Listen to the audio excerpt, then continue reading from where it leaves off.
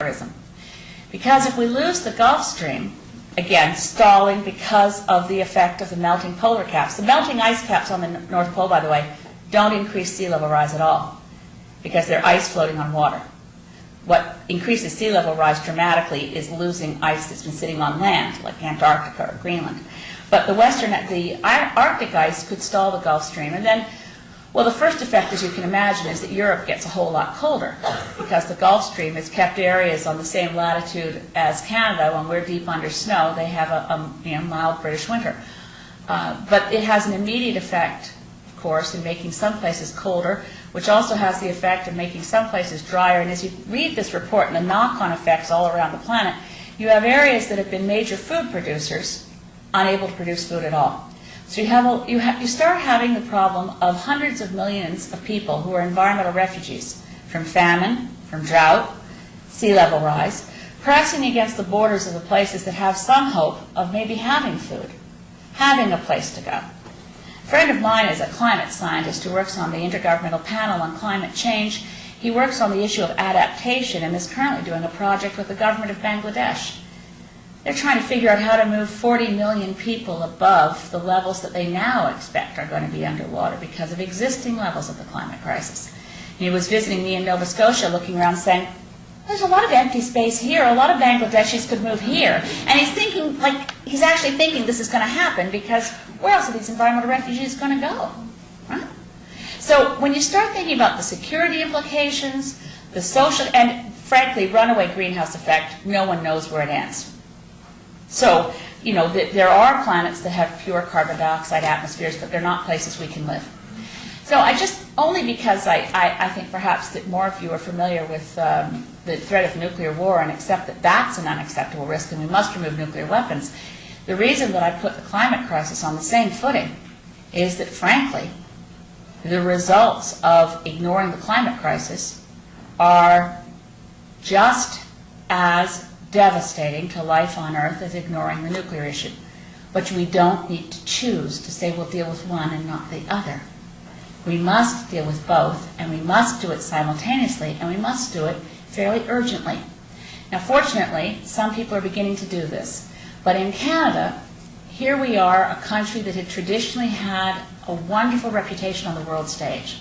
I mean, imagine, it almost seems like a dream now, Doug, that Doug Roach, Ambassador for Disarmament from Canada. Do we have an Ambassador for Disarmament anymore? No. We used to have an Ambassador for the Environment. They got rid of that post. We used to have a Science Advisor to the Prime Minister. They got rid of that post. These are positions that I think no longer, well, I know the Ambassador for the Environment and Sustainable Development was eliminated, and I know the Science Advisor to the Prime Minister was eliminated, and I haven't heard of anyone being a Special Advisor on Disarmament, Ambassador on Disarmament. We have a government that has pursued, at every opportunity, the worst course open to it. So on the nuclear issue, what have we done? Well, Canada sold a research reactor to India. We all remember this, it was a long time ago. And India, in violation of its contract with Canada and in violation of the Nuclear Non-Proliferation Treaty, took the spent fuel from a Canadian research reactor and made a nuclear weapon with it. Right? Violating the Nuclear Non-Proliferation Treaty meant sanctions against India. But in the Bush years, George Bush decided he wanted to come up with a concoction to be an alternative to Kyoto, to convince people he was doing something about the threat of global warming without actually doing anything.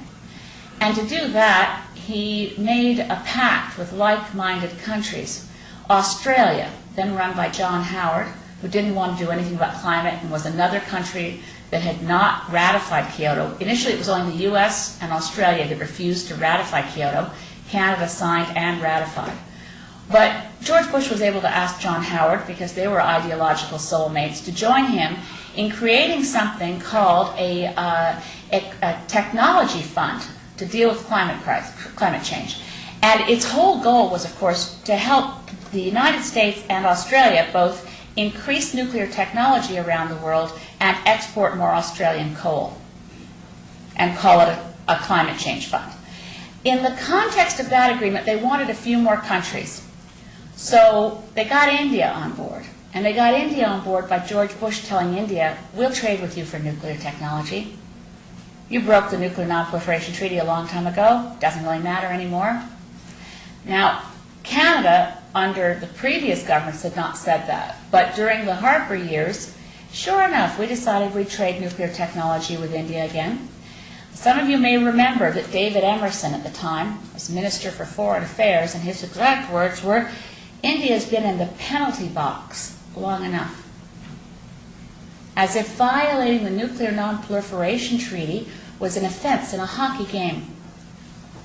And of course it got very little publicity, very little attention. Most Canadians would never imagine for a minute that any Canadian government had ever undermined treaties to end nuclear weapons. But we did. Because when you say it doesn't really matter if you break the Nuclear Non-Proliferation Treaty, well, I mean, that's consistent because Canada had signed and ratified Kyoto, which meant Kyoto was international law. It's a binding treaty on Canada. And our government under Stephen Harper decided we were going to ignore it. Well, worse than that, we were going to say it couldn't be done, wouldn't be done, and we picked arbitrary different targets. For someone who claims to be interested in law and order, which Mr. Harper claims he is, it's a bit much. Because if any law should make a difference, it's binding international treaties designed to protect all life on Earth, which is the category of the Nuclear Non-Proliferation Treaty and the Kyoto Protocol. So, not to dwell on the problem, but to get on to exactly how we fix all this, pushing back the crisis, pushing back the hands of the clock on the doomsday clock. We have time, but we don't have much. The meeting that's taking place this December in Copenhagen is the 15th conference of the parties under the United Nations Framework Convention on Climate Change.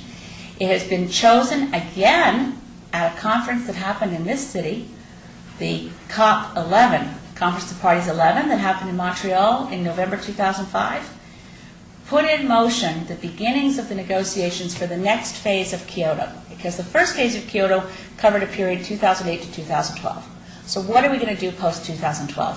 We launched that negotiating process in this city, and it was a spectacularly successful negotiation, despite the fact the Bush administration variously threatened to walk out of the room and did all kinds of shenanigans to block progress. It was virtually miraculous and ended up with a very aggressive agenda that said, we must ensure that the new treaty is ready to go, negotiated and signed by December 2009. Now that wasn't arbitrary.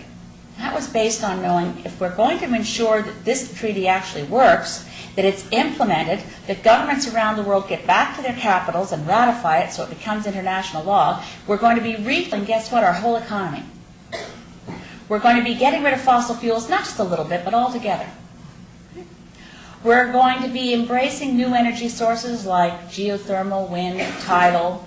We're going to be bringing on solar. We're going to be doing energy efficiency as if it really mattered. Canada right now, by the way, of all the energy we use, 60% is wasted.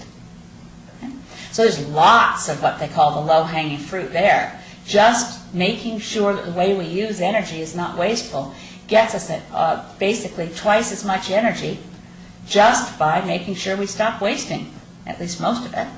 So there's a really positive, hopeful agenda here of what we need to do to embrace the technologies that already exist to make sure we reduce greenhouse gases fast enough. But the countries of the world are going to be needing leadership. And right now, Canada is exerting whatever influence we have with the single goal of protecting the Athabasca tar sands. We should be investing in renewables, investing in high-speed trains. We should be investing in job creation to retrofit our buildings so they won't be so very wasteful. And instead, in international negotiations right now, I was in Poland at the last climate negotiation, COP14, and you watched your own country. It was really hard to do, watching Canada work with like-minded nations. When I was in international negotiations like Montreal Protocol or others, Canada's commitment to like-minded nations was often to be a bridge between North-South, to work with the European Union, but also to be able to work with the United States, to reach the countries in the developing world, to bring them along.